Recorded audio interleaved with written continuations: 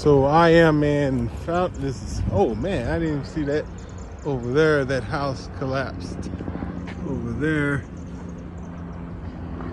But this is Fountain Place in the Central West End in St. Louis.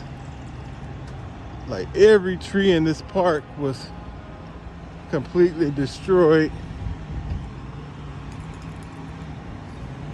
They did a pretty good job cutting the trees and getting them out of the street.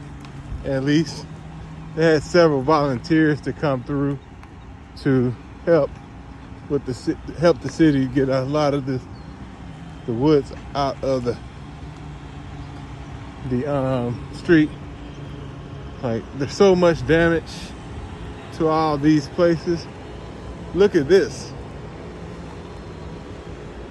Look at this massive tree that just fell.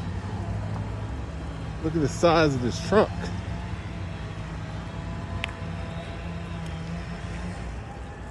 Like this is a really nice area of St. Louis. But look how it pulled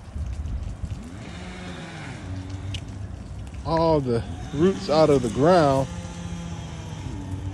And this is about, I don't know if you can tell, but this is probably like 6 or 7 feet that pulled out of the ground.